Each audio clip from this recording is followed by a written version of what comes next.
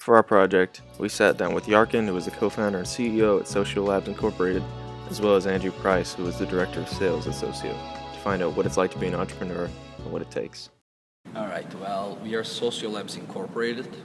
Our product, like you said, is Socio, not actually Socio app. We have an entire platform. We have an iOS and Android application, and we also have a web platform. What we do is pretty simple, actually. We sell software to event planners. The event market is a $500 billion industry that is worldwide. And this $500 billion is recurring. It's happening every year. And what we do is we have an iOS and Android application that help attendees of these events get more of their event experience, basically. And it allows event planners to increase their revenue, increase return on investment for their sponsors, and overall, well, the way we like to call it, we allow them to take their events to the next level using technology. And as you guys know, students don't really carry business cards, right? And all we do in our daily lives is to snap each other, tweet about something, watch a video on YouTube, hang out on Facebook. We are all social, right? We don't even call each other anymore. Right? Yeah. Who uses a phone number to call each other? I remember like super clearly, it was 3 a.m. one night. It was like the second or the third day of the orientation camp.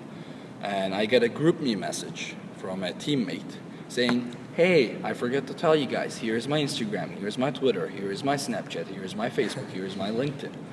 Add me. And I was like, really? Like, is this the way we are still doing this? Or, I'm like shaking my hand with Andrew, and then we are basically connected. Shaking hands is a smooth action. You meet with someone really smoothly. And I was like, why can I not shake hands with someone and get connected on Facebook, LinkedIn, and all that stuff? So I said, what is the best way of doing it? What do we all have, although we don't have business cards, is our phones. And I was like, okay, can you just shake your phone? Maybe we call it the digital handshake.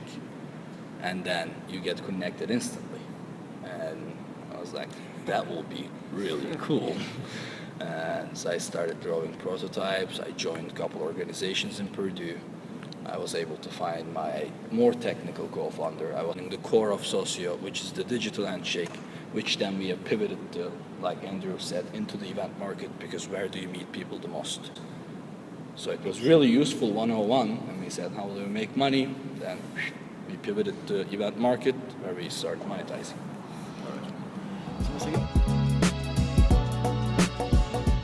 In every step, you'll be like, hey, is it worth it? Am I actually going to be able to execute this? Real entrepreneurship, you realize that ideas change so much. Yeah. It's the execution that makes it happen.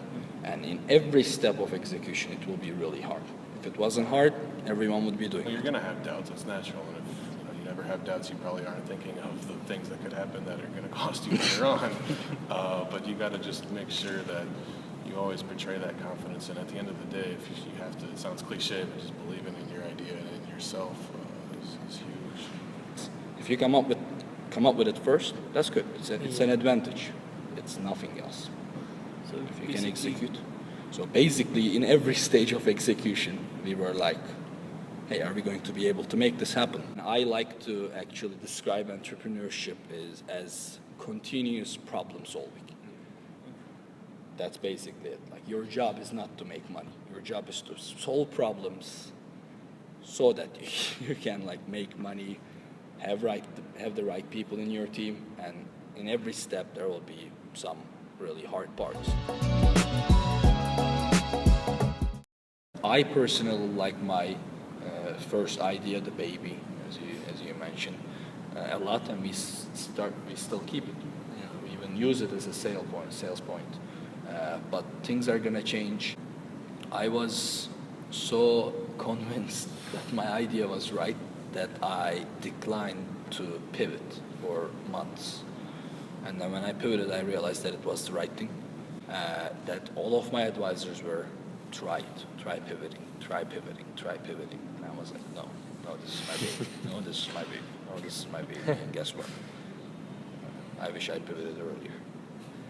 But that's not the case for everyone, right? You will have to decide it as the CEO. There is no formula to it. Like, listen to people sometimes, but always filter it. You did a good job not really deviating from the core of what Socio is. When I mentioned when you boil it down to what we're doing, you talked about we didn't kill the baby, the original idea of what do we really want to accomplish, and we connect people. So first thing that I would like to tell you guys, raising money is not sexy. Don't raise money, okay? That $1 million that people give you is not your money, okay? They take from your company in order to give you that money. So if you're capable of not raising, do not raise. Do not raise money. I really suggest people finding a technical co-founder and spending as little money as possible for as long as possible in your startup journey. It was again through the community in here. One of our advisors introduced us to Lafayette Chamber of Commerce, which is a chamber, it's a business organization. And I have met with since we got a warm introduction from a community member, they wanted to take our meeting. We met with them. We showed them the product. The product wasn't completed, so we said, this is what we're going to do. This is what we're going to do in the next month. And one critical thing there was we will listen to you guys' feedback, right? When you tell us that this would be a good feature, we will actually consider it. And that was one of the things that they really liked. And we said we will also become a member of yours. So we made it as easy as possible, right? Barrier to entry. And they decided to purchase Socio. But yeah, I think it's all about the people around you. I think that's what makes school important. The networks that are available at Purdue, I think is what separates it from other schools, the opportunities that transcend the classroom. Mainly, I would concentrate more on the minimum viable product. I will make sure that I always build what is needed, not always build something that I believe in. Believe in your idea, make it happen. However, make sure that you listen to people that will buy. Yeah, there's things obviously we wish we would have known before we did them, but that's all part of learning. And if now, you're not going to know everything when you do it, I wouldn't call it regret. I'd say I wish I would have known it. It would have made my life easier. But if you really think that it's the idea that makes a company awesome, guys, everyone has ideas. So get it out there, learn as much as possible before you build. Always follow the minimum viable product concept. Build something, build it as much as you can, like sell or give it out. And then once you do that, learn from it and iterate, pivot, continuously, change fast, fail fast. Watch your competitors, learn from their mistakes because they will learn from yours. No worries, okay?